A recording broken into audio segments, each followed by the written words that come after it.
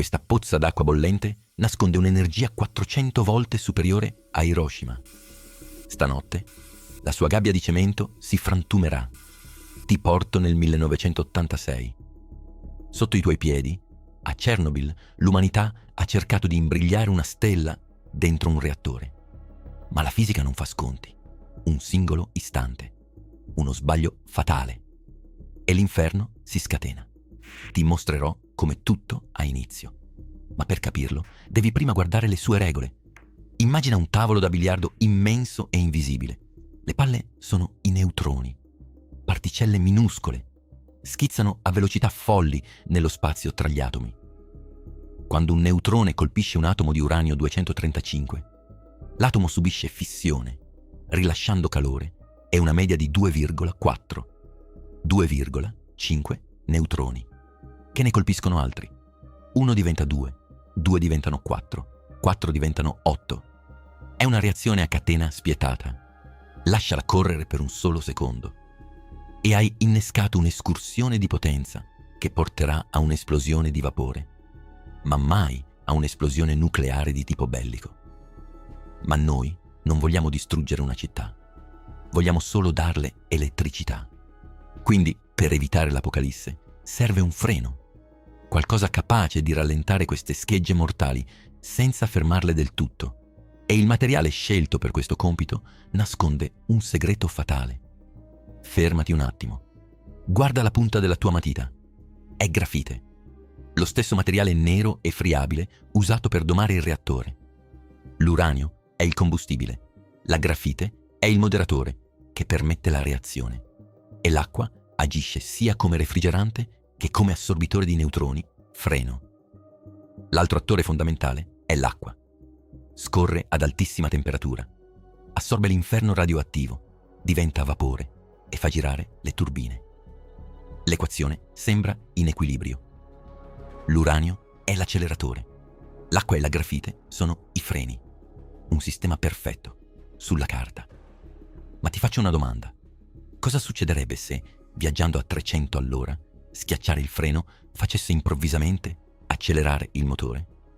La risposta si trova nel cuore della notte più buia della storia sovietica. 26 aprile, ore 1:23. Gli ingegneri stanno eseguendo un test di sicurezza sulle turbine. Vogliono simulare un blackout. Per farlo, abbassano drasticamente la potenza del reattore. Ma il reattore RBMK è vivo, respira e non sopporta di essere soffocato. Inizia a produrre xeno, un gas che divora letteralmente i neutroni. Il nucleo si sta spegnendo da solo. Il panico invade la sala di controllo. Per mantenere il reattore acceso, gli operatori commettono l'impensabile. Estraggono quasi tutte le barre di controllo, lasciando nel nucleo un margine di reattività equivalente a sole 6-8 barre, inserite su un totale di 211. Circa 203-205 barre rimosse, su un totale di 211. Sei su una strada di montagna ghiacciata, il motore singhiozza e tu piazzi un blocco di cemento sul pedale dell'acceleratore. Ma l'errore matematico definitivo deve ancora svelarsi. Il test ha inizio. Le pompe dell'acqua vengono spente. L'acqua stagnante nel nucleo inizia a ribollire con violenza inaudita. Si trasforma in vapore, ma il vapore è gas, è vuoto. E qui si nasconde il difetto di progettazione sovietico, tenuto segreto per decenni. L'acqua liquida assorbe i neutroni, il vapore no. Più l'acqua bolle, meno neutroni vengono neutralizzati. Più neutroni ci sono, più l'uranio si frammenta. Più si frammenta, più calore genera. È un loop infinito. In pochi secondi, la potenza del reattore schizzò a circa 10-100 volte la potenza nominale. Il cuore di metallo fonde. L'operatore capisce. Preme il bottone AZ5, l'arresto d'emergenza totale. Tutte le barre scendono all'unisono. È come se la tua casa stesse bruciando e tu le gettassi sopra un secchio di benzina, convinto che sia acqua. Ma la parte più inquietante deve ancora arrivare. Quello che succede dopo cambia tutto quello che hai capito finora sull'energia nucleare. Le barre scendono. La salvezza sembra a pochi secondi. Ma c'è un difetto di progettazione letale. Come abbiamo visto, le punte di quelle barre sono fatte di grafite. Invece di spegnere la reazione, la accelerano. Nei secondi in cui la grafite scende nel nucleo, l'acqua rimasta si vaporizza. La pressione interna raggiunge livelli inimmaginabili. I tubi si contorcono, si spezzano. Un tappo d'acciaio e cemento pesante 1000 tonnellate viene scagliato verso l'alto come se fosse di plastica. L'esplosione, silenziosa e brutale, disintegra il tetto del reattore 4. Ma il vero incubo non è il boato. È ciò che viene liberato subito dopo. Un istante prima, la pressione interna ha superato le 100 atmosfere, deformando l'acciaio come fosse burro. Ora, il cielo notturno sopra l'impianto è dominato da un bagliore azzurro. Non c'è alcun raggio che spara verso la stratosfera, ma una luce elettrica che illumina dal basso la colonna di fumo e la notte sopra la centrale. L'aria stessa si ionizza sotto l'impatto della radiazione pura. Non c'è un fungo atomico. C'è un fuoco di grafite. Blocchi incandescenti, pesanti tonnellate, piovono ovunque e bruciano nel buio senza fiamme visibili, sputando in l'esplosione meccanica è conclusa. La catastrofe globale è appena iniziata. Il nucleo scoperchiato agisce come una ciminiera naturale alta 3000 metri. Il fuoco spinge un pennacchio denso di gas e detriti direttamente nell'alta atmosfera. Il vento prende in consegna questo carico mortale. A 1200 km di distanza, in Svezia, i sensori di una centrale nucleare impazziscono. Un operaio fa scattare l'allarme radiazioni. Ma lui sta entrando al lavoro, non uscendo. Le sue scarpe sono già contaminate. La nube di Chernobyl ha viaggiato in totale silenzio. Ha attraversato i confini europei, mescolandosi alle nuvole, per poi cadere sotto forma di pioggia invisibile sulle foreste e sulle città. Sta piovendo veleno puro. Ma per capire la vera letalità di questa pioggia, dobbiamo guardare da vicino. Voglio che tu chiuda gli occhi.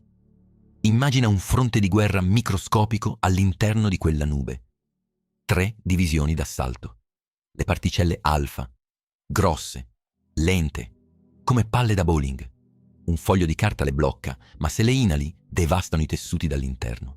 Poi le particelle beta, proiettili leggeri, capaci di penetrare l'epidermide, fermati da un sottile strato di alluminio, plastica o vetro. E infine i raggi gamma, l'oscurità luminosa.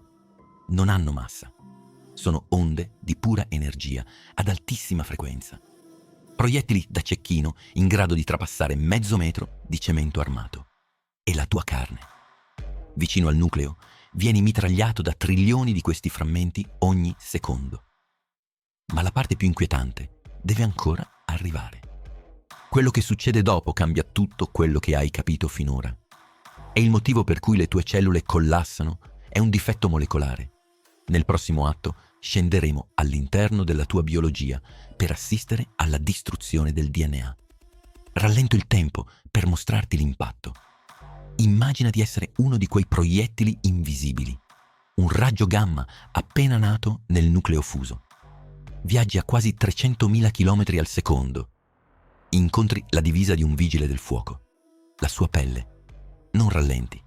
Attraversi tessuti, muscoli e sangue, fino a penetrare il nucleo di una singola cellula. Qui riposa il DNA, il manuale operativo della tua intera esistenza, compresso in 3 miliardi di paia di basi. Questa collisione microscopica innesca una reazione a catena inarrestabile.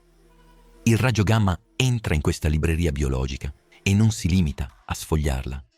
Strappa via le pagine, rompe i legami chimici, spezza di netto la doppia elica. Ma cosa succede al tuo corpo quando il manuale va in pezzi? Quando le istruzioni svaniscono, la cellula entra in panico. Tenta una riparazione disperata, incollando frammenti genetici a caso. Se il danno è lieve, il risultato è una mutazione. Il cancro. Ma per i soccorritori sul tetto, il danno non era lieve. Guarda le tue mani per un istante. Ora immagina che ogni singola cellula sotto la tua pelle riceva un ordine simultaneo di autodistruzione. Apoptosi di massa. Lo stomaco smette di assorbire nutrienti. Il midollo osseo crolla, azzerando la produzione di globuli bianchi. Il tuo esercito interno scompare nel nulla. La desquamazione, scollamento dei tessuti, avviene solitamente dopo 1-3 settimane. Gli organi collassano. La sindrome da radiazione acuta non è un'infezione. È il tuo stesso corpo che dimentica letteralmente come si fa a vivere. E mentre gli uomini si spengono, sotto di loro sta nascendo qualcosa di peggiore. Mentre gli ospedali si riempiono, sotto le macerie del reattore, il calore divora ogni cosa. Uranio, acciaio, cemento e la sabbia lanciata dagli elicotteri si fondono a oltre 2000 gradi. Diventano una lava sintetica, il corium. Cola attraverso i pavimenti blindati, striscia nei corridoi sotterranei. Lì si raffredda, indurendosi in un blocco nero e rugoso, largo circa 1 metro. La zampa dell'elefante. Nessun gas tossico, nessuna fiamma visibile.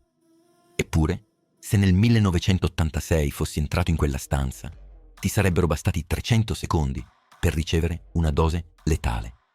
5 minuti esatti. La sua sola geometria emetteva 10.000 Roentgen all'ora, un flusso così denso da bruciare i circuiti dei robomilitari. Ma l'orrore di questa massa non si ferma agli anni '80, perché quella stanza è letale ancora oggi. La risposta è nel tempo. L'esplosione ha vomitato nel terreno isotopi artificiali, veri e propri detonatori a orologeria. Alcuni ticchettano furiosamente. Lo iodio 131 brucia in 8 giorni, ma è bastato per devastare la tiroide di migliaia di bambini. Altri orologi invece sono lenti, silenziosi. Il cesio 137 e lo stronzio 90 possiedono un'emivita di 30 anni. 30 anni solari, solo per dimezzare il loro potenziale distruttivo. Queste particelle invisibili sono penetrate nel suolo, risalite lungo la linfa degli alberi, ingerite dai lupi, sono diventate parte del respiro stesso della foresta. L'atomo non decade per caso, aspetta il momento perfetto per spezzarsi. Ma la parte più inquietante deve ancora arrivare. Quello che succede dopo cambia tutto quello che hai capito finora. E qui scatta la beffa biologica più crudele. Lo stronzio 90 è chimicamente quasi identico al calcio. Il tuo corpo, affamato di minerali, non fa distinzioni. Se bevi latte di una mucca che ha brucato erba contaminata, cosa accade? Il tuo organismo prende quello stronzio radioattivo e lo incastra direttamente nel tuo scheletro. È un ladro travestito da guardia giurata. Una volta fissato nelle ossa, non esce più. Continuerà a sparare le sue particelle beta direttamente nel tuo midollo osseo, dall'interno, per il resto dei tuoi giorni. La natura assorbe il veleno e lo fa suo. Oggi, nella zona di esclusione, vedrai foreste lussureggianti e lupi prosperare senza l'uomo. Ma è un'illusione verde, è un ecosistema radioattivo. E per contenere tutto questo, l'umanità ha dovuto tentare l'impossibile. Per arginare questo demone silenzioso, abbiamo dovuto costruire una tomba. Prima il vecchio sarcofago di cemento, eretto nel caos da eroi consapevoli della loro condanna. Poi il New Safe Confinement, un gigantesco arco d'acciaio, pesante quanto circa 3,6 torri Eiffel, fatto scivolare lentamente sopra le rovine del reattore 4 per sigillarlo per il prossimo secolo. Ma 100 anni non sono nulla per l'uranio. Il cuore fuso di Chernobyl è ancora lì sotto. Dorme. Respira a fatica. Aspetta. Abbiamo applicato un cerotto su un'emorragia che durerà 10.000 anni. La tecnologia ci ha consegnato il fuoco degli dei, ma non le istruzioni per domarlo. Abbiamo plasmato un inferno artificiale e ora ne siamo i custodi eterni. Ma cosa resta, alla fine, di tutta questa ibris? Resta solo il rumore del tempo che divora l'ambizione umana. La polvere letale, sotto quel sarcofago, obbedisce unicamente alle leggi della fisica quantistica, decadendo un atomo alla volta per i prossimi 10 millenni.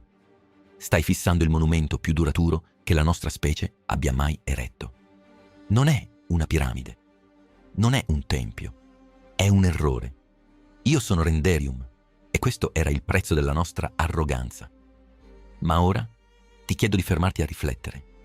Pensi che l'umanità sia davvero pronta a gestire tecnologie le cui conseguenze durano per migliaia di anni? Scrivilo qua sotto nei commenti, voglio leggere la tua opinione. E se credi che queste storie debbano essere ascoltate, se vuoi supportare la divulgazione e il rispetto per le leggi inesorabili dell'universo, iscriviti al canale. Ogni iscrizione è un passo in più per capire i limiti del nostro potere. Aiutami a portarlo alla luce. Ci vediamo nel prossimo viaggio.